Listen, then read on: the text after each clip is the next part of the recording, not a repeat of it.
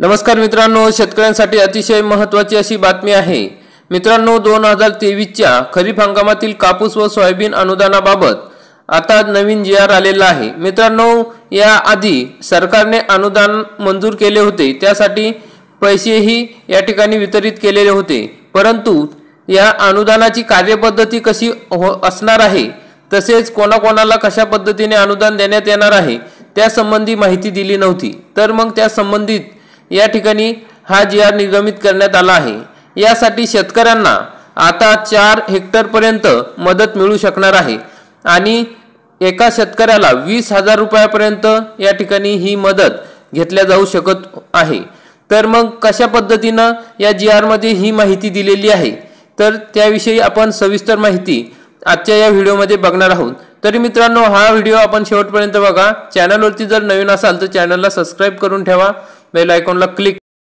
तर मित्रांनो, या ठिकाणी आपण जी.आर. बघू शकतो। 2023च्या खरीप हंगामातील जे कापूस सोयाबीन उत्पादक शेतकऱ्यांना अर्थसहाय्य देण्यात येणार आहे त्याबद्दलची कार्यपद्धती या जी.आर. मध्ये सांगण्यात आलेली आहे।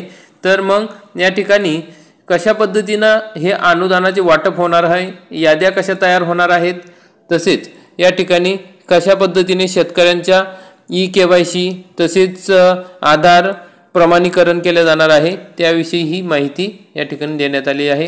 हा 30 ऑगस्ट 2024 रोजीचा हा जी.आर. आहे मित्रांनो। तर मग या शासन निर्णयामध्ये आता सांगण्यात आलेलं आहे की राज्यातील सन 2023च्या खरीप हंगामातील ई-पीक पाहणी पोर्टलवर नोंदीत असलेल्या कापूस व सोयाबीन उत्पादक शेतकऱ्यांना प्रति पीक 0.2 हेक्टरपेक्षा कमी क्षेत्रासाठी सरसकट म्हणजे 0.2 म्हणजे 20 गुंठ्यांपेक्षा जे कमी क्षेत्र आहे त्यांना सरसकट 1000 रुपये मिळणारच आहे आणि 0.2 हेक्टरपेक्षा जास्त क्षेत्रासाठी त्यांच्या क्षेत्रानुसार प्रति हेक्टरी 5000 रुपये या ठिकाणी अनुदान देण्यात येणार आहे। मग अर्थसहाय्य वितरित करण्यासाठीची कार्यपद्धती पुढील प्रमाणे या ठिकाणी निश्चित करण्यात आलेली आहे। तर मग या ठिकाणी जी आयुक्त आहेत त्यांच्या कार्यालयाकडून ई-पीक पोर्टलवर सन 2023 मधील खरीप हंगामातील जी कापूस सोयाबीन पेरणीच्या नोंद असलेल्या शेतकऱ्यांची माहिती म्हणजे या ठिकाणी जो डेटा आहे तो महा-आय-टी म्हणजे जी वेबसाईट चालू केली आहे त्यांना तो प्राप्त झालेला आहे। त्यांनी ई-पीक जे ॲप आहे त्यांच्याकडनं ह्या महा-आय-टीनं तो डाटा घेतलेला आहे। त्यामुळे आता या ठिकाणी ही जे कृषी सहाय्यक आहे त्यांनी संबंधित गावांमध्ये ग्रामपंचायत या ठिकाणी त्या याद्या दर्शनी भागात ठळकपणे लावण्यात येणार आहे। या माहितीनुसार पात्र शेतकऱ्यांची त्यांचे जे संपूर्ण नाव आहे, आधार क्रमांक, मोबाईल क्रमांक इत्यादीची माहिती, विहित संमतीपत्र, आधार क्रमांकांच्या छायांकित प्रत म्हणजे झेरॉक्स कृषी सहाय्यकाकडे हे देण्यात आलेले आहे आणि त्या ठिकाणी आता ती याद्या तयार होणार आहे। मग सामायिक खातेदार जे आहे त्यांचे ना हरकत प्रमाणपत्र या ठिकाणी दिलेलं आहे। त्या ठिकाणी आता महा-आय-टीने तात्काळ वेब पोर्टल विकसित करून वरील प्रमाणे जो प्राप्त झालेला डाटा आहे म्हणजे ई-पीक पाहणी करणं तसेच कृषी सहाय्यकाकडून जे आपण संमतीपत्रक भरून दिलं, आधार कार्डच्या झेरॉक्स दिल्या, त्यांच्याकडून जी माहिती मिळालेली आहे ती आता महा-आय-टीने तात्काळ वेब पोर्टलवर विकसित करून वरील प्रमाणे जो आलेला डाटा आहे किंवा जो डेटा आहे तो तालुका स्तरावरून या पोर्टलवर घेऊन तो प्रमाणित करून घ्यायचा आहे लगेच आणि प्राप्त झालेल्या या माहितीच्या आधार प्रमाणीकरण करण्याची कार्यवाही वेब पोर्टलवर करण्यात येईल।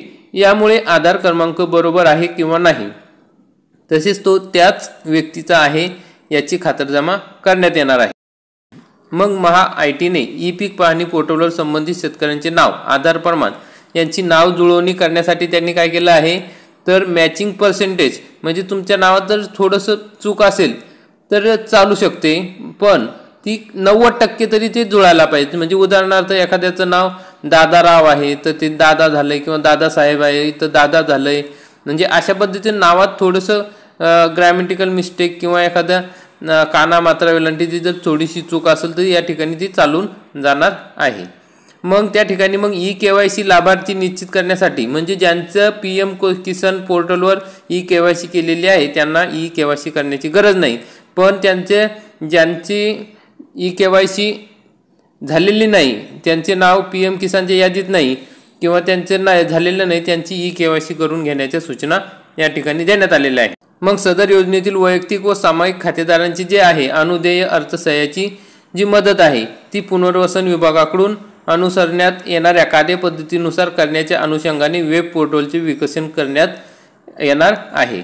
मग उदाहरणार्थ एका शेतकऱ्याला जर मित्रांनो, आता ही अतिशय महत्त्वाची माहिती आहे, उदाहरणार्थ एका शेतकऱ्याजवळ सोयाबीन 2 हेक्टर आणि कापूस 2 हेक्टर असे क्षेत्र आहे, तर असे एकूण 4 हेक्टर क्षेत्र होते।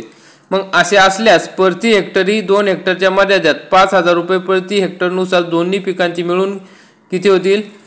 20,000 रुपये होतील, कारण की 2 हेक्टर सोयाबीन आहे आणि 2 हेक्टर कापूस आहे।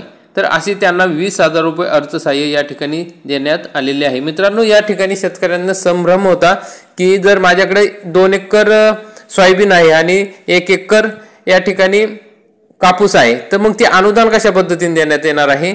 तर मग त्या पद्धतीने तुम्हाला वेगवेगळं अनुदान या ठिकाणी देण्यात येणार आहे। उदाहरणार्थ तुमच्याकडे 2 हेक्टर कापूस आहे आणि 2 हेक्टर सोयाबीन आहे, तर तुम्हाला या ठिकाणी 20,000 रुपये या ठिकाणी मिळणार आहे। मग जर एखाद्या शेतकऱ्याकडे 2 हेक्टर सोयाबीन आहे आणि 1 हेक्टर कापूस आहे, तर त्यांना 15,000 रुपये या ठिकाणी मिळणार आहे। तर अशा पद्धतीने ही कार्यपद्धती ठळकपणे या ठिकाणी GR मध्ये देण्यात आलेली आहे। मग या याद्या ज्या आहे त्या वेब पोर्टलवर या ठिकाणी तयार करण्यात आलेल्या आहे आणि गावाचा डेटा जो आहे तो माहिती भरण्यासाठी सुद्धा उपलब्ध या ठिकाणी करून देण्यात आलेला आहे कृषी सहाय्यक यांच्याकडे। मग ते याद्यांमध्ये जर तुम्हाला काही दुरुस्ती करायची असेल, चुकलं असेल, तर ते कृषी सहाय्यक त्या ठिकाणी लॉग इन ॲक्सेस दिलेला आहे।